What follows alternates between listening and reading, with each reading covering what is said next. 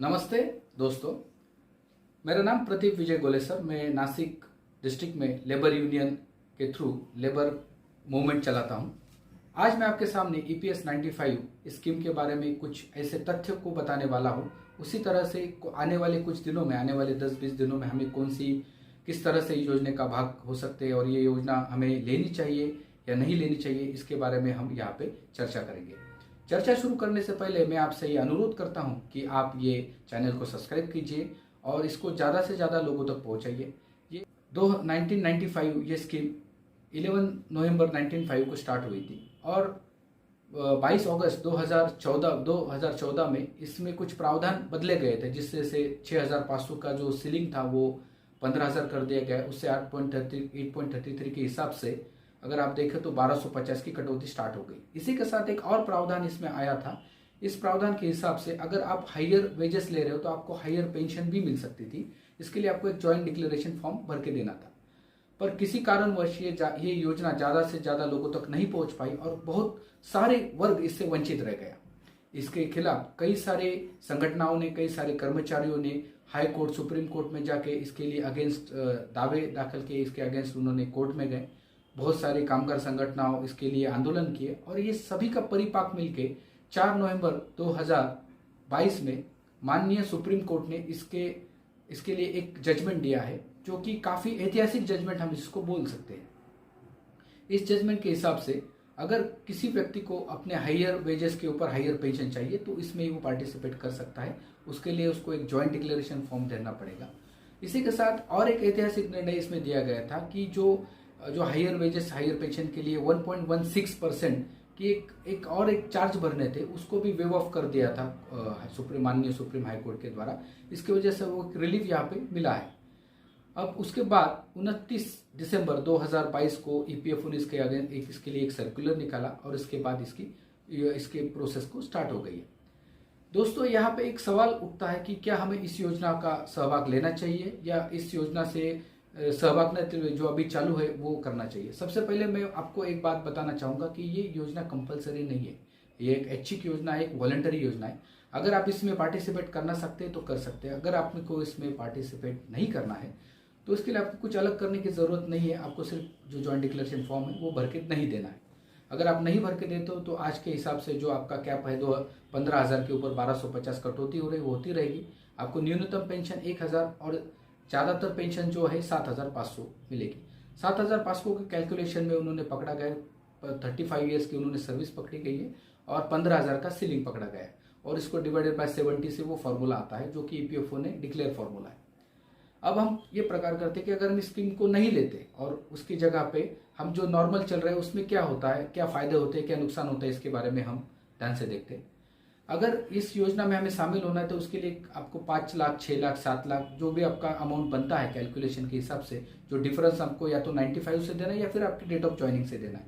अब पकड़ के कि 5 लाख रुपए अगर हम इस योजना में नहीं डालते और वही पैसा हम PF में डालते, जहाँ के अभी फिलहाल 7%, 8% के हमको रिटर्न मिल रहे हैं, तो इसमें 20 साल में कंपाउंड इंटरेस्ट के रेट से अगर आपको देखेंगे तो 19 से लेके 22 लाख तक आपको उसमें रिटर्न मिल सकते हैं। दूसरी बात यह है कि इस योजना में सहभाग होने के बाद आपको हर महीने की कटौती जो है, जो 1250 से लेके बढ़ के 5,000, 6,000, 7,000 बढ़ सकती है। ये पैसा भी अगर हम EPF में ही रखते हैं, मतलब PF अकाउंट में ही जाता है और 7% इस पर कम्युलेटिव मिलता है, तो भी 75 लाख से लेके 1 करोड़ तक हमको रिटर्न मिलेंगे। मतलब at the time of retirement हमको 1 करोड़ से 1.25 करोड़ तक ज्यादा पैसे मिलेंगे अगर हम इस योजना का भाग नहीं बनते हैं। अब इस योजना में शामिल होना या ना होना ये फाइनेंशियल जितना इंपॉर्टेंट है, उसी तरह से एक आपका जो दृष्टिकोण है, जो आपकी विचारधारा है, उसके ऊपर भी काफी निर्भर रहता है। अगर हम इसको एक अलग नजरिए से देखें, अगर हम इस योजना का पार्ट होते हैं तो इस योजना में हमको सबसे पहले तो 5 लाख रुपए भरने पड़ेंगे। दूसरी बात कि हर महीने की कटौती जो 12 से 50 से बढ़ के वो 5,000, 6,000, 7,000 रहेगी। अब हम ये पकड़ के चलते हैं कि अभी 15 या 20 साल सर्विस बाकी है या 10 साल सर्विस बाकी है और हम अपना पैसा अंशदान कर रहे हैं। ये अंशदान करते वक्त हमारा बेसिक जो है हर साल बढ़ते जाता है। हर कंपनी की अपनी अपनी पॉलिसी होती है, उसके हिसाब से 3%, 2%, 4%, 6% या फिर प्रमोशन आते हैं, वेज रिविजन आते हैं, उसमें वो बढ़ता रहेगा। सेकेंडली जो हमारा जो DA है, वो जो कि महंगाई भत्ता जिसको हम कहते हैं महंगाई भत्ता, वो हर साल एवरेज न्यूनतम 6% से बढ़ रहा है। तो अगर हम ये कैलकुलेट करते रहे तो आज जिस आदमी की सैलरी 50-60 हज़ार बेसिक प्लस डीए मिला के आ रही है, रिटायरमेंट तक वो न्यून एवरेज 2 लाख तक चली जाती है। मतलब आज के जो फॉर्मूला है ईपीएस 95 का, कि जो पेंशनेबल सर्विस है इनटू लास्ट रन जो 60 महीने का आपका एवरेज है डिवाइडेड बाय 70, तो उस हिसाब से लगभग 85 से 90 हज़ार 85,000 टू 90,000 तक हो जाती है। अब हम ये पकड़ के चलते हैं कि जो इंसान 58 में रिटायर हो रहा है, यहाँ पे रिटायरमेंट एज 58 है, ये ध्यान रखिए।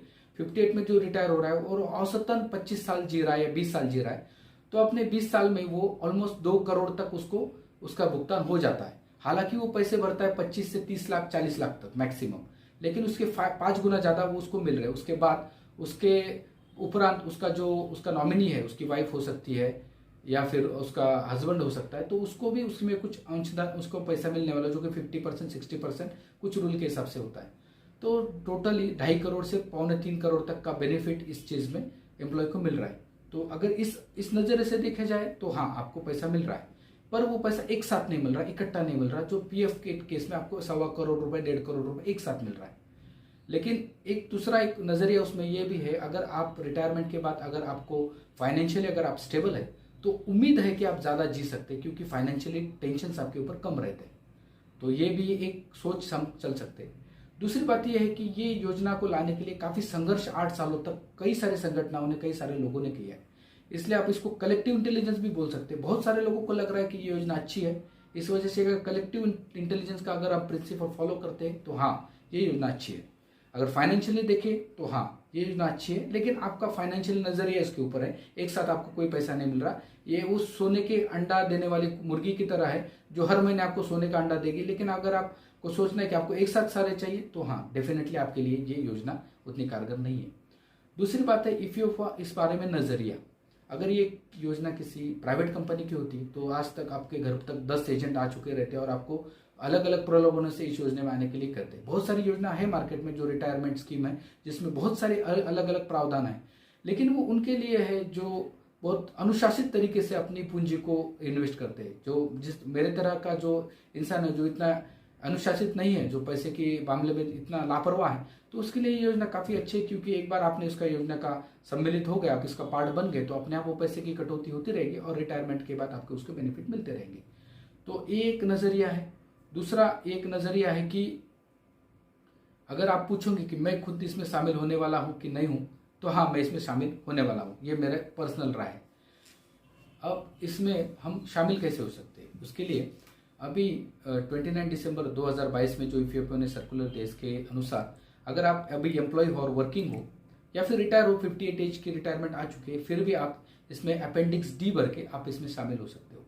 अगर आप रिटायर हो चुके हो अपेंडिक्स ई भर के आप इसमें शामिल हो सकते हो। एक बार आप इसमें शामिल हो जाओ तो उसका जो कंट्रीब्यूशन है आपको जो देना है वो तो बढ़ जाएगा, उसी के साथ आपको वो एरियर्स भी डिफरेंस भी देना पड़ेगा। अब इसमें एक चीज ऐसी है कि अगर आप 1 सितंबर 2022 के बाद रिटायर हुए हो, ओके, और आपने आपकी कटौती जो रेगुलर चालू है, लेकिन आप अभी इसमें शामिल होना चाहते हो तो आप शामिल हो सकते हो। और आपको जो एरियर्स है उसके बारे में अभी तो ईपीएफ में कोई गाइडलाइन नहीं है, लेकिन एक अनुमान है कि आपको वो एरियर्स भी मिलेगा। क्योंकि अगर आप सपोज रिटायर 2016 में हुए हो और अभी 23 चालू है, तो 5 साल का एरियर्स भी आपको मिल सकता है। तो हो सकता है कि आप जो रकम भर रहे 5 लाख 8 लाख, अगर आप रिटायर हो तो आपको काफी बड़ी मात्रा 15 लाख 20 लाख तक भी रकम भरनी पड़ सकती है, लेकिन वो एरियर्स भी आपको काफी हैंडसम एरियर्स इसमें मिलने वाला है। दोस्तों, ये वीडियो आपको कैसा लगा ये आप कमेंट में जरूर देखिए। इसके साथ इस चैनल को आप सब्सक्राइब कीजिए और इसको ज़्यादा से ज़्यादा लोगों में शेयर कीजिए। ईपीएस 95 की स्कीम में बहुत कम दिन बचे हैं, 20 या 25 दिनों से ज़्यादा का समय अब हमारे पास है नहीं। इस वजह से ज़्यादा लोगों को इसका फ़ायदा होना ज़रूरी है। इस वजह से ज़्यादा अपने जो दोस्त है, अपना परिवार है, उनको ये पहुँचाइए और इस चैनल को सब्सक्राइब कीजिए। धन्यवाद।